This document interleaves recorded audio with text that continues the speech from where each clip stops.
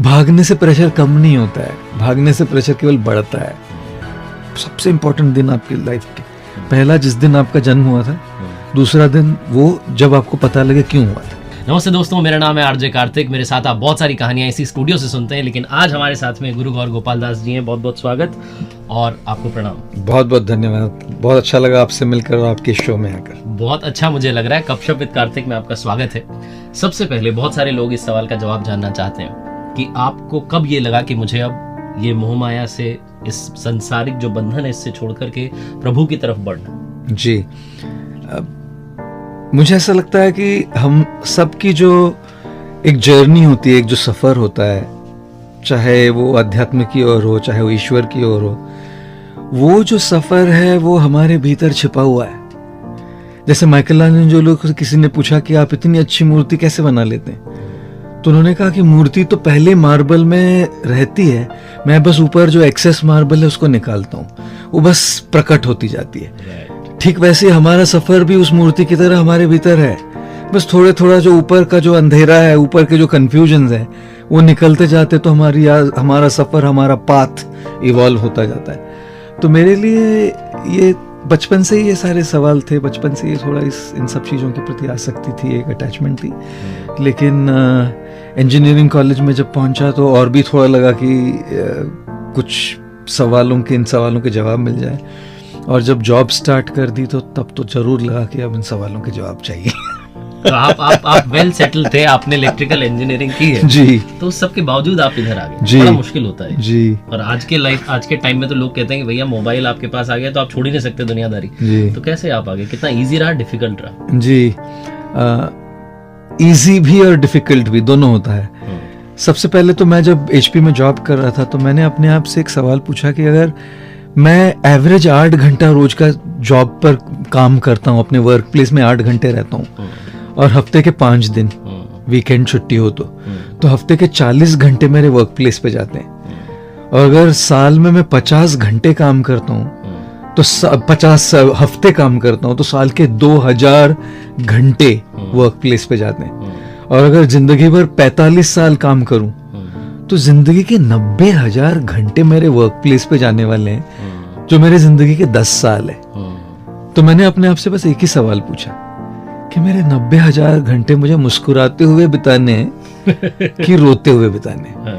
और हालांकि मेरी जॉब में और मेरे वर्क में मैं बहुत अच्छा था, लेकिन मुझे ये लगा कि I am not cut for this. तब फिर मैंने अपने आप से पूछा, तो इसके लिए कट नहीं तो फिर क्या करना क्या चाह रहे? फिर वो जो स्पिरिचुअल कॉलिंग थी उसको और इसको कंबाइन कर दिया कि let my spiritual calling and my work B combined together. तो उस दृष्टि से थोड़ा कठिन इसलिए था, मुश्किल इसलिए था कि एक बड़ा रिस्क है ये। मतलब ये कोई जॉब शिफ्टिंग नहीं है ये यहाँ से एक सेटल्ड जॉब से आकर ये कपड़े, गेरुए कपड़े पहनकर बस आकर तो एक दृष्टि से थोड़ा रिस्क था, तो थोड़ा कठिन था। और आसान इसलिए था कि अगर किसी से प्यार हो जाए तो कितनी ही दिक्कतें आ जाए वो आसान हो जाता है। बिल्कुल सही। तो जिस बात से, जिस काम से आपका प्यार हो जाता है तो फिर बस परमात्मा ने बुला लिया, बस आ जाओ। आपसे मैं जानना चाह रहा हूँ, काफी लोगों ने सवाल भेजा कि गुरुजी से आप पूछिए कि what is the purpose of life, इस जीवन का उद्देश्य क्या है? क्या है उद्देश्य आपके शब्दों में? अगर मार्क ट्वेन ने एक बहुत अच्छी बात कही थी कि there are 2 most important days in your life. सबसे इम्पोर्टेंट दिन आपकी लाइफ के, पहला जिस दिन आपका जन्म हुआ था, दूसरा दिन वो जब आपको पता लगे क्यों हुआ था। So, जिस दिन हम डिस्कवर कर ले कि हमारा पर्पस क्या है, वो तो परफेक्ट दिन होगा। लेकिन अगर आप मुझसे पूछे, पर्पस हमारे जीवन का पैसे कमाना तो नहीं हो सकता केवल, वो सब छूट जाएगा ना पीछे। पर्पस हमारे जीवन का केवल इनकम टैक्स भरना और टैक्सेस भरते रहना और बिल्स और EMIs भरते रहना, ये तो नहीं हो सकता ना। तो मुझे लगता है कि हमारे जीवन का पर्पस है कि एक बदलाव लाना, to make a difference, to make an impact. दुनिया में, लोगों के जीवन में सेवा करना, एक इम्पैक्ट लाना, एक बदलाव लाना। लेकिन अगर किसी के जीवन में, किसी की जिंदगी में हम बदलाव लाना चाह रहे हैं, या दुनिया में बदलाव लाना, थोड़ा भी हो, कोई बड़ा बदलाव नहीं, अपने अपने हिसाब से छोटा कुछ, वो करने के लिए भी सबसे पहले तो हमें अपने आप में बदलाव लाना बहुत जरूरी है। तो at the core of the purpose of life is self transformation before transforming anything else. जैसे वो हवाई जहाज में हम अनाउंसमेंट सुनते हैं कि अगर ऑक्सीजन मास्क नीचे आ जाए और ऑक्सीजन सप्लाई कम हो जाए तो आप पहले अपना मास्क पहने फिर दूसरों को मास्क पहने। तो आज की दुनिया में लोग पर्पस के मामले में दूसरों को सेवा करने में, दूसरों के लिए एक बदलाव लाने में इतने कार्यरत हो जाते हैं कि भूल जाते हैं कि पहले खुद को तो ध्यान देना चाहिए। सर सलामत तो फिर पगड़ी 50। So I feel the core of the purpose of life is self care. जब सेल्फ केयर करेंगे तब हर क्षेत्र में अपना एक इम्पैक्ट, अपना एक डिफरेंस हम ला पाएंगे। बिल्कुल। आज की लाइफ में गुरुजी एक सवाल बड़ा कॉमनली पूछा जाता है कि लोग जो हैं चाहे जिस भी फील्ड में हो, जिस भी पोजीशन पर हो, उनका ईगो आड़े आ जाता है। तो कहते हैं ना कि रावण जो था, रावण को भी आखिरी तक उसका पूरा खानदान निपट गया लेकिन ईगो खत्म नहीं हो रहा था। वो आखिरी में भी उसने माफी नहीं मांगी, वो युद्ध भूमि में ही रहा। तो अहंकार कई बार इतना बड़ा होता है कि आपको जब सर्व विनाश दिख रहा होता है फिर भी आप बढ़ रहे होते हैं। How to handle this ego problem? क्योंकि काफी लोग ये पूछ रहे हैं कि हम माफी तो मांगना चाहते हैं, हम रिश्ते तो सुधारना चाहते हैं, बट वो बीच में आ जाता है। जी जी जी, आपने रावण की बात बताई तो मुझे अच्छी बात याद आई है कि जब राम रावण को मार के लौट के आए तो माँ कौशल्या ने राम से कहा, बेटा तुम रावण को मार कर आ गए। तो राम ने कहा, रावण को मैंने नहीं मारा। तो कौशल्या ने कहा, किसने मारा? तो फिर कहा, रावण को मैंने मारा। तो कौशल्या ने कहा, अभी तो कहा रावण को मैंने नहीं मारा, और फिर कहता है रावण को मैंने मारा। बिल्कुल, रावण को मैंने नहीं मारा, रावण को मैंने मारा। तो ये जो ईगो है, कई बार हमारे रिश्तों में, हमारे प्रोफेशनल लाइफ में ईगो जहां अटक जाता है, उसके आगे लोग बहुत सारी टेंशन आ जाती है और आगे बढ़ना मुश्किल हो जाता है। तो कैसे इस ईगो से डील करें? तो सबसे पहले मुझे लगता है कि ईगो के लिए एक है सबसर्वियंस। सबसर्वियंस का मतलब होता है कि किसी के सामने कहीं तो झुके। सबके सामने नहीं हो रहा ना, कम से कम परिवार में कोई हो, एक टीचर हो, एक मेंटोर हो, एक गाइड हो, एक गुरु हो, कहीं तो जाके झुके। सबके सामने नहीं हो रहा है, एक जगह झुकना शुरू करें कहीं, क्योंकि उससे हमारे माइंड को, हमारे सिस्टम को एक रिकंडीशन होगा। वो जो कंडीशनिंग हो गई है नहीं झुकने की, वो धीरे धीरे उल्टा होगा, वो अनवाइंड होगा वो कंडीशनिंग। दूसरा चीज मुझे लगता है कि हमें ईगो से डील करने के लिए हमें स्पिरिचुअल पाथ भी बहुत जरूरी होता है। क्योंकि जैसे मैं कई बार कहता हूँ कि एक्सटर्नल फिटनेस तो ठीक है, उसके लिए हम एक जिम में चले जाएंगे, लेकिन इंटरनल फिटनेस के लिए कौन सी जिम है? सो इंटरनल ईगो तो इंटरनल प्रॉब्लम है। तो इसके लिए हमें एक स्पिरिचुअल पाथ की भी जरूरत होती है, चाहे वो मेडिटेशन हो, चाहे वो प्रार्थना हो, जो भी हो, एक स्पिरिचुअल कुछ तो एक प्रोसेस, एक प्रैक्टिस हो जिससे ईगो पर हम काम करने लगे। तीसरी चीज मुझे ये भी लगती है कि कई बार कैसा है ना कि जब तक हम अपने लाइफ में कुछ एक्सपीरियंस नहीं करते, बदलते नहीं। उसका एक बैकलैश जब आता है ना, एक बार, दो बार, तीन बार जब तमाचा खाएंगे, तब फिर समझ में आएगा कि ईगो होने का नतीजा ये होता है, अब हो सकता है कि थोड़ा मुझे ये ट्रांसफॉर्म कर लेना चाहिए। लातों के भूत बातों से नहीं मानते। तो कई बार लाइफ में हमें अपने लेसन सीखने के लिए कभी कभी थोड़ा एक, जैसे कहते हैं ना, life is a school of hard knocks. कभी कभी खुद के अनुभव से आदमी सीखता है। तो ये सारा कॉम्बिनेशन है कि हम किसी के सामने सबसर्विएंट हो जाए, एक स्पिरिचुअल पाथ हो, और फिर जिंदगी सिखा देती है। जिंदगी धीरे धीरे सिखा देती कि भाई ये बहुत महंगा पड़ेगा इगोइस्टिक रहना। लेकिन कभी कभी वहां उस अनुभव तक पहुंचने में बहुत कुछ खो देते हैं लोग। अभी मैं कहानियां काफी सुनाता हूँ, तो एक कहानी मैं आपकी भी सुनना चाहता हूँ। ऐसी कोई कहानी जो आपको डिफाइन करती हो, ऐसा कोई किस्सा आपकी लाइफ में रिसेंटली हुआ, थोड़ा पहले हुआ, जो आप साझा करना चाहें? जी, परसों मैं किसी से बोल रहा था कि मैं एक बार न्यूयॉर्क शहर में था और वहाँ एक व्यक्ति मेरे पास आया। पहली बार मिल रहे थे हम, और मुझसे बहुत काफी छोटा था, यंग लड़का था बहुत, और मुझे आके बहुत कुछ सुना दिया उसने।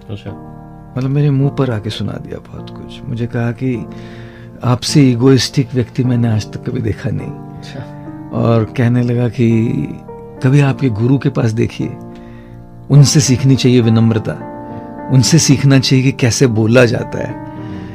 आप तो बस ईगोइस्टिक है, आप तो बस दिखावा कर रहे हैं, नौटंकी कर रहे हैं। और बहुत बड़े बड़े लोग बैठे थे मेरे बगल में, मतलब इंडस्ट्री के बहुत बड़े बड़े लोग बैठे थे और ये सब बोल कर चला गया। तो मैंने बस समझाने की कोशिश की 1-2 लाइनों में बस, लेकिन वो अड़ा हुआ था तो मैं कुछ बोला नहीं फिर। और ये न्यू जर्सी में था और जब मैं न्यूयॉर्क में था तो मैनहट्टन में रहता हूँ मैं, तो एक 45 मिनट्स की ड्राइव थी। तो हम जहाँ रहता था वहाँ करीब 12:45 बजे रात को पहुँचे हम।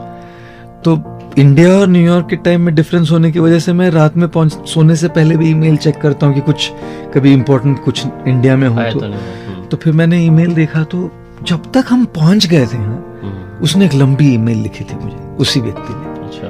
बहुत लंबी ईमेल और ऐसी ऐसी बातें सुनाई उसमें मुझे। तब जब आप रात को ऐसा कुछ पढ़ते हैं सोने से पहले, और वो भी अपने बारे में, जब कोई आपको ऐसी बातें सुना रहा है तो नींद कैसे आएगी आपको? लेकिन मैंने अपने आप को प्लेजेंटली सरप्राइज कर दिया। अच्छा। कि मैंने कहा ठीक है, जो बोल रहा है ठीक है भाई, उसमें फीडबैक दे रहा है, अगर उसमें कोई सच्चाई है तो एक्सेप्ट कर लेंगे, नहीं है तो छोड़ देंगे। और सो गया मैं, तो बहुत देरी से सोया था। तो अगले दिन जब उठा मैं करीब 8 सवा 8, इतनी देरी से कभी उठता नहीं, लेकिन 2-2:30 बजे सोया हुआ था। तो उठा एक 7:30-8 बजे। तो जो दूसरे थे, एक डिवोटी हमारे बगल में आके बोले कि वो आया हुआ है मिलने से आपको वापस। अभी तो मैं बस सरासर मना कर सकता था कि मैं नहीं मिल सकता। मैंने कहा ठीक है मिल लेते हैं। तो मेरे कमरे में आ गया और मुझसे पूछा ईमेल पढ़ी आपने मेरी? मैंने कहा जरूर पढ़ी। तो कहा क्या लगा आपको? मैं बोला नहीं अच्छी, जो आप बोल रहे हैं ठीक है ना। नहीं आपको क्या लगता है? मैंने कहा आपने अपना फीडबैक दे दिया, मैं जरूर विचार करूंगा। नहीं आपको क्या लगता है? तो वो कोशिश कर रहा था मुझे एजिटेट करने की। दुनिया में ना लोग हमेशा कोशिश करेंगे आपके बैड साइड, आपके बुरे साइड को बाहर निकालने की। हर रोज कोई ना कोई अगल बगल में होगा जो आपके लोअर साइड को ऊपर लाने की कोशिश करेगा। लेकिन मैंने कहा मैं इसको ये अधिकार नहीं देता कि वो मेरी बैड साइड को ऊपर लाए। जो भी उसने कहा है, जो भी उसने मेरे साथ किया है, तो मैंने कहा नहीं, I don't allow this man to do this. तो मैंने कहा thank you very much for your feedback, I will definitely consider the points you have spoken. तो 2-3 बार और कोशिश कर रहा था। जब कुछ नहीं कहा ना तो चुपचाप से चला गया। देखिए जब भी कोई आपके साथ कुछ करता है, आप जिस प्रकार की आपकी प्रतिक्रिया, रिस्पॉन्स होता है, उसी से उसको शक्ति मिलती है। The person gets power to handle you badly when you respond and react like that.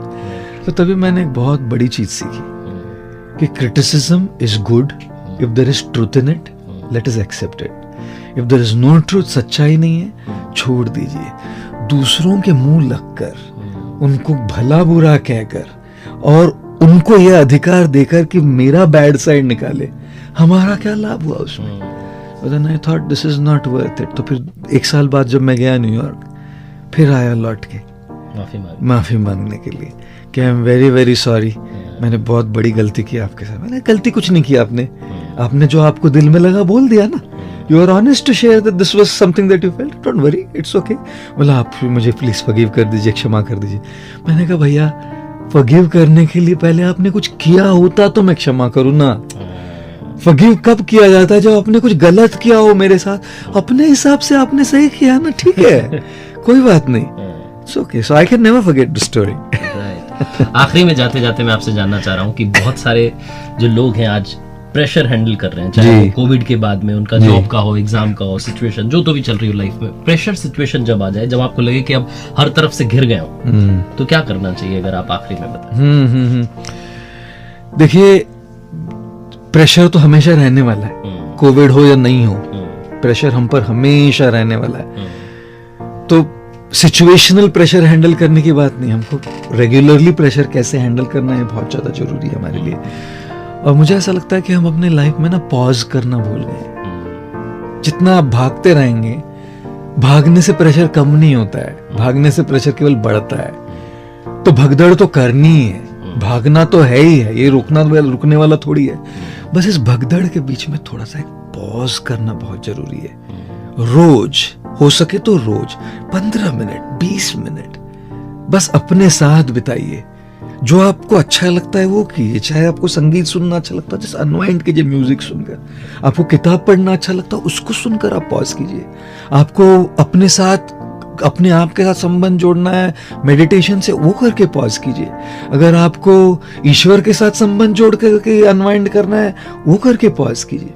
लेकिन पॉज कीजिए और अपने आप पर ध्यान दीजिए, क्योंकि ये जो भगदड़ है ये रुकने वाली नहीं है और प्रेशर कोई कम होने वाला है नहीं।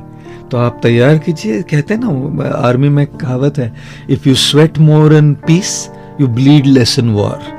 तो जब शांति, थोड़ा समय मिल जाए, prepare yourself in a way that it affects you less. I can't say it won't affect you, but it'll affect you less.